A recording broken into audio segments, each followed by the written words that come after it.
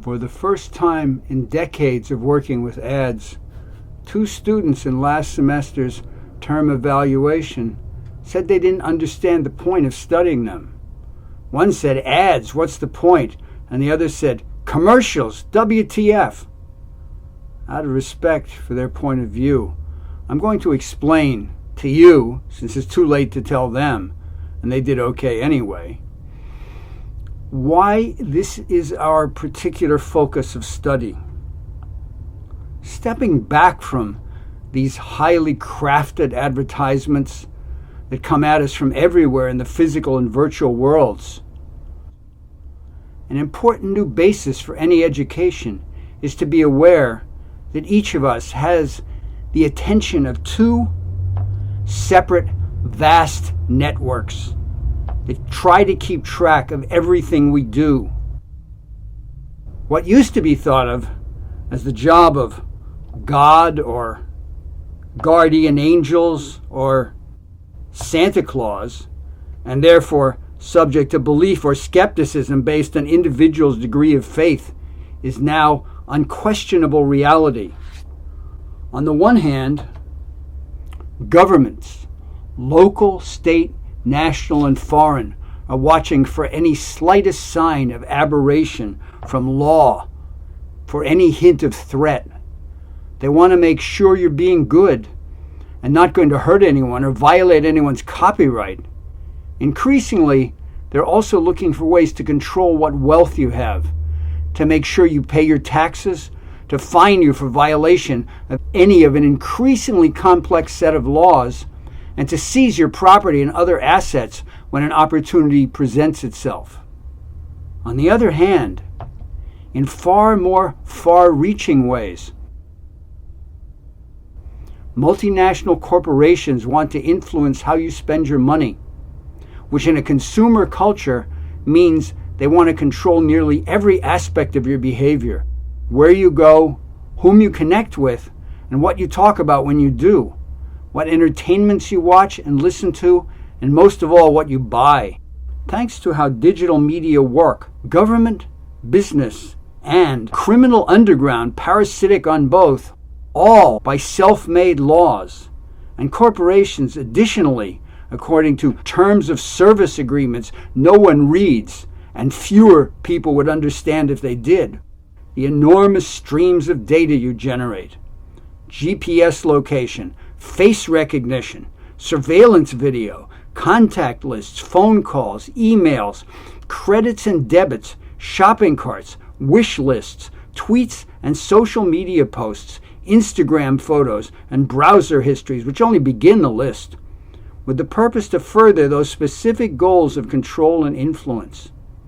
It used to be that you had to be famous to be a good or bad example at a human extreme for very many people to want to know all about you. Now, the speed and capacity, information gathering and analysis makes it possible for any person or organization with the resources to know almost all about anyone, about as many anyones as might serve their purpose, and that purpose always comes down to one thing: to increase influence, resources, and power. Often, when you click a link on a website that's read your unique cookies, each member of a competing group of bidding engine, each owned by a different marketer and acting far faster than the speed of thought, pulls up your file and, based on a decision-making routine called an algorithm, offers the website owner money to show you an ad. And the site shows you the ad from the highest bidder. Businesses whose algorithms select the most buyers succeed, which means they make high profits for their executives and stockholders. As a result, nothing on the internet is free.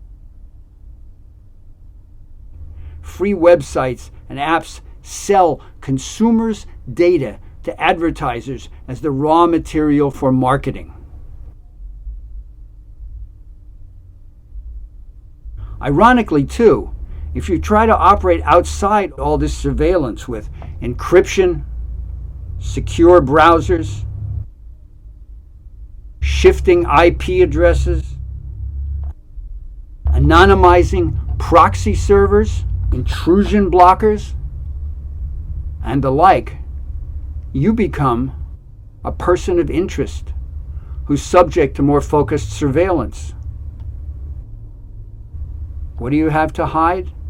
What right do you have to hide it when everyone is naked clothing is suspect? What you don't know about yourself and others can be found out by all of the people and machines watching you to influence you.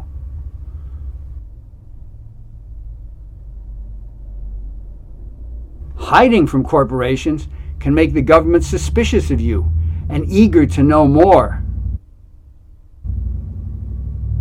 To make matters stranger, corporations are becoming people. In a famous U.S. Supreme Court decision known as Citizens United, private businesses were declared to have the constitutional right of free speech in the form of money donated to political candidates. If money is speech free? In another Supreme Court decision called Hobby Lobby, corporations were afforded freedom of religious belief, including the right to refuse to pay for birth control and family planning for employees. Naturally, corporate people have lots more power and influence than flesh and blood ones. They're immortal, and they can't be put in jail or executed. Their basic structure, dedicated to maximizing wealth for their owners and stockholders, dictates that they try to become people in more and more ways. The 80s science fiction writer William Gibson, who invented the term cyberspace, says that if alien scientists came to study this planet, they'd decide the dominant life form is multinational corporations. Since most resources flow to them, most human effort is directed toward their growth, and individuals are constantly sacrificed for their benefit.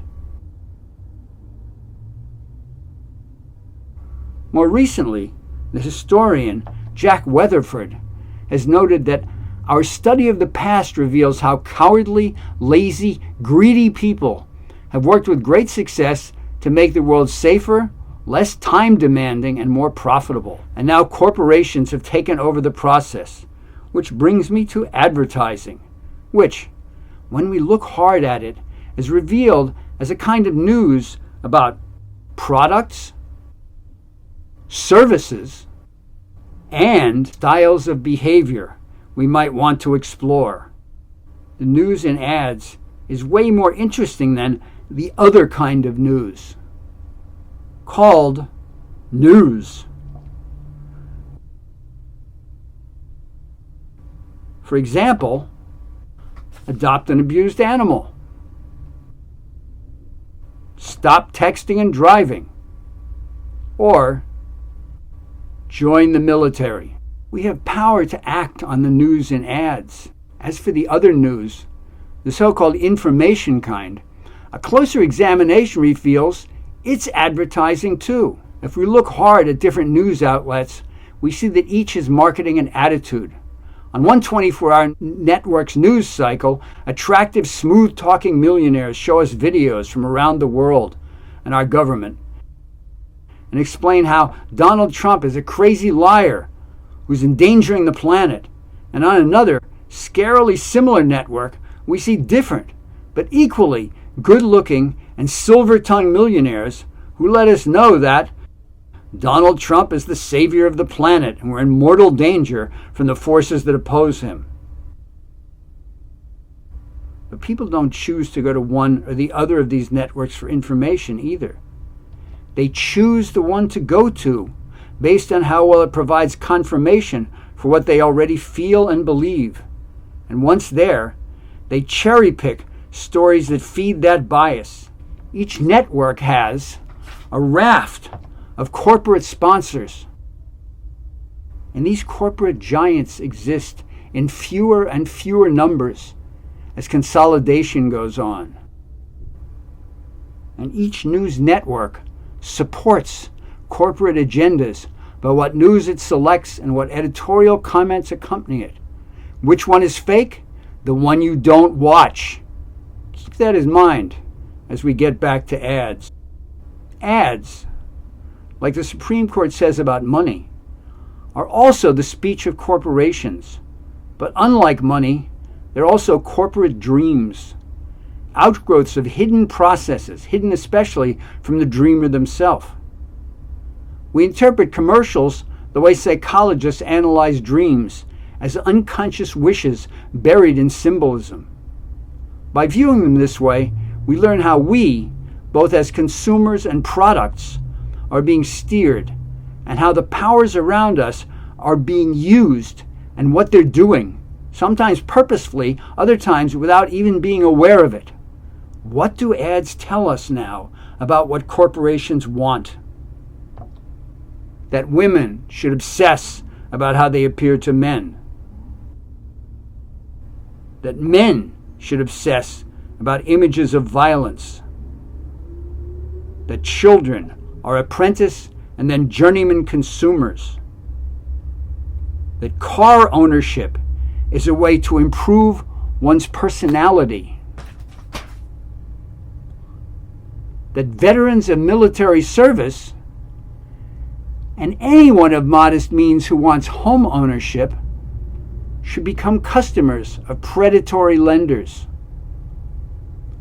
That people should convert their economic assets into precious metals. That technology should be regarded with religious awe. That everyone should worry constantly about their health. That those approaching or in middle age need lifelong prescription medications, the side effects of which require more medications. That we must believe we are what we buy.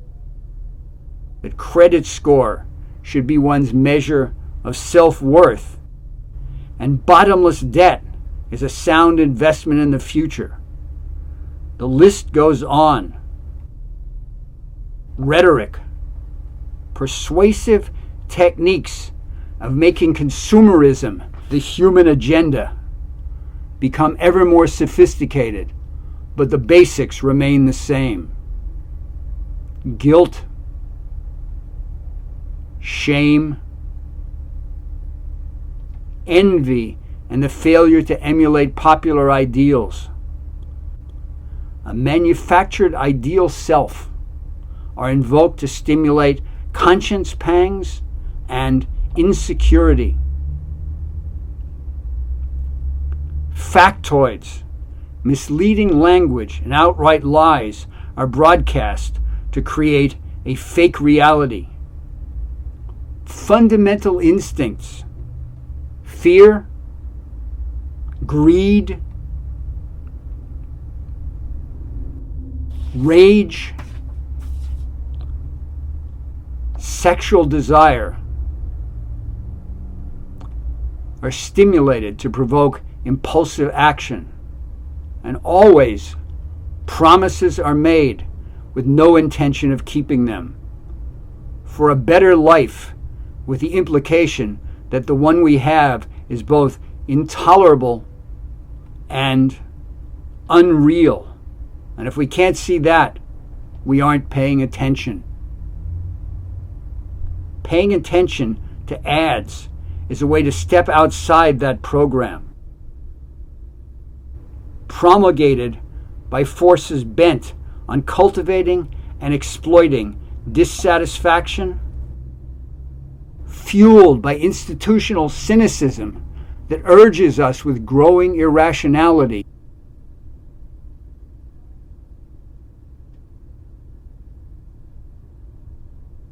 to embrace isolation we neither should tolerate nor can survive.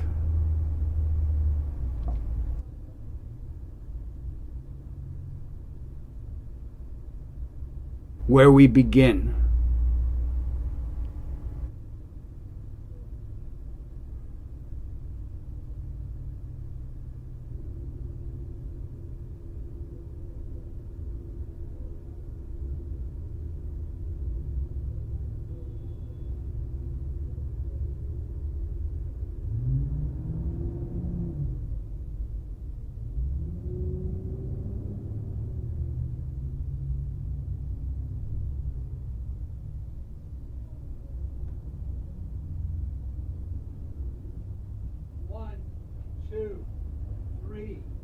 4, 5, 6, 7, 8, 9, 10.